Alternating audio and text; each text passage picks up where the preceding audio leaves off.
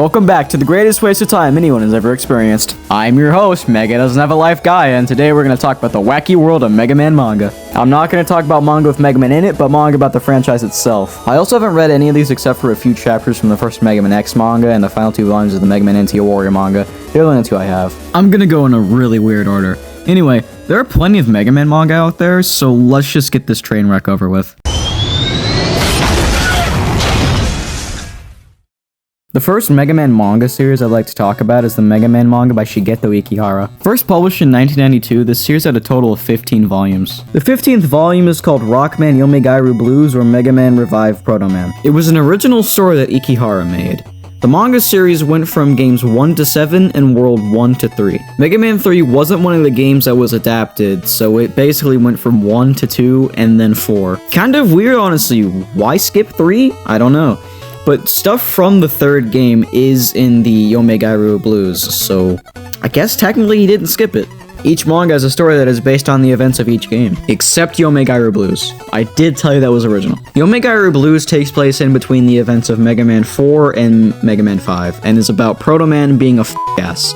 And being a bad guy, but not actually. Ikehara also made a Mega Man X manga called Maverick Hunter Mega Man X in 1994. He also did a Zelda 2 manga, which I find to be pretty cool.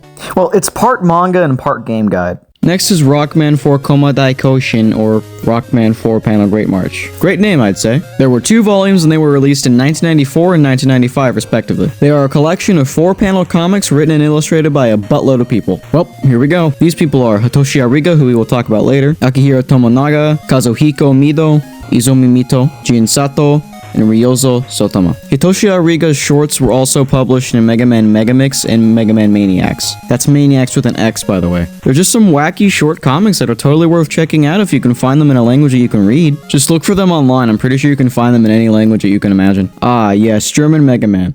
Wait, what's that song? No, wait! Next up is the Mega Man X manga by Yoshihiro Iwamoto, the designer of Ground Man and Magic Man for Mega Man and Base. This series lasted from 1994 to 1998, where it was eventually cancelled, though in 2005 they were re-released, but this time with different artwork. The re-releases had 5 volumes, while the original releases had 12 volumes. This series is based on games 1 through 4. 1 and 2 had 3 volumes each, 3 had 4, and 4 had 2. This series is pretty well known, and if you haven't heard of it before, you've definitely seen some artwork of it online. Originally, the manga was supposed to run as a single unbroken series, with volume 3 of the original release of X advertising an upcoming 4th volume before it was ultimately decided to split each game adaptation into its own series. There are also numerous scenes where the robot characters leak and cough up what appears to be blood when attacked, but it is simply oil. It's really dark, I'll be honest, but you still gotta check it out. Next up is Mega Man Megamix or Mega Man Remix by Hitoshi Ariga. See, I told you we'd talk about him later. His art is so good. Megamix had 2 volumes with a 3rd volume on the way, but it was ultimately cancelled. It was in serialization from 1997 to 1998. It has its own original story with loads of characters from the classic series. It seems very interesting and I definitely gotta read it. I get this segment was really short and I can definitely talk about his other Mega Man works, but I feel like I should talk about them in other installments of this specific series, because this is not just going to be one episode. There's so many Mega Man manga out there, it's going to be hard for one episode. Next up is the Mega Man Zero manga by Hideto Kajima. It had 3 volumes that were released from 2003 to 2006. It initially follows the plot of the Mega Man Zero game series, but due to the magazine being aimed at a younger audience and the editorial department asking for gags to be included, the manga cuts away from the game's plot in the middle, dramatically rearranging the story and starting its own story that loosely connects to the games, being more focused on humor than action. In this, Ciel has like a twin sister named Cial, and Zero apparently has a duplicate named Rose with a Z. And apparently the second part of the manga takes place 50 years after the first one. And Zero in this part isn't the same Zero from the first part, but a Zero who was built by some goof named Lito. This series is a whole can of worms. It honestly sounds really fun. Next up was the Mega Man ZX manga by Shin. It had 2 volumes and was released from 2006 to 2007. The manga follows the game's story. It has a really nice art style, then again all these do. Ogino also made a ZX Advent manga that was released from 2007 to 2008 and is also based on the story of ZX Advent. Next up is the Mega Man 8 manga by Kōji Izuki, the designer of Cold Man and Pirate Man for Mega Man and Base. It has 2 volumes and was released from 1997 to 1998. Its story is based on the events of the game and has gorgeous art. I'm also going to talk about its 2 other Mega Man manga because this specific section is really short. Izuki also made the manga for Mega Man in Base and Mega Man 10. The Mega Man in Base manga had 2 volumes and was released from 1998 to 1999. The Mega Man 10 manga, also known as Rockman X5, was released in 2010 and is only 16 pages long. They both follow the story of their respective games with amazing art. Everybody on this list is just so damn talented.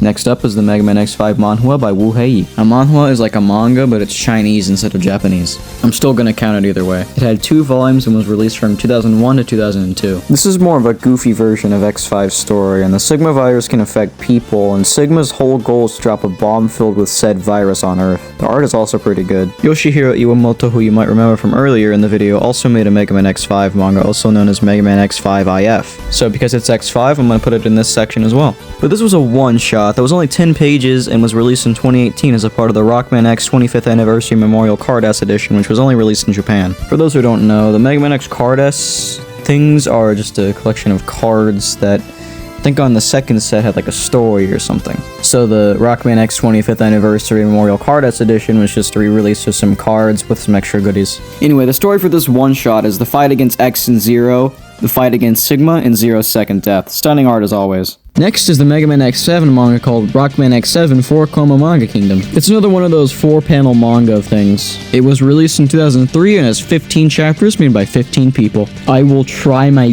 damnedest not to mess this up. Those 15 people are Oyster, Esfuga, Sumono KPA, Aya Nasamura, Tatsuo Daiden, Hinako Aoi, Hatina Nakagawa, Yuko Yai, Yutaro Kawamoto, Riara Kasori, Tonmi Narihara, Hisato Makihara, Wataru Yamazaki, and Kazuyasu Moriyama. Each one of these people has a really interesting art style. This just sort of pokes fun at an extremely horrendous game. And I'm all for making fun of the game that is X7. Next up is Rockman Future Planet Voldos arc by Daisuke Inoue. This manga was released in 1993 and is a completely original story that sounds really interesting. It also, of course, has great art. It features characters, bosses, and enemies from games 1 through 5. This is one that I definitely need to check out. They also created many other Mega Man manga. They released a Mega Man Soccer one-shot manga that was released in the manual of the game only in Japan, a Mega Man World 5 manga based on the events of the game and was released in 1994. Mega Man X Team X Move Out was another manga that was released in 1994. This has an original story that seems also fun to read. And there was one more pretty obscure manga called Mega Man The Deadly Struggle on Mu Arc. And it has nothing to do with Mega Man Star Force. I mean, obviously, this came out in the 90s. Anyway, it's an original story that doesn't have much information regarding it, but TheRetroDude made a whole video about it, link in the description. The only reason I'm telling you to go watch the video is because I wouldn't give you much information, and they made a whole video on it that's really good, and it pretty much just documents the entire story.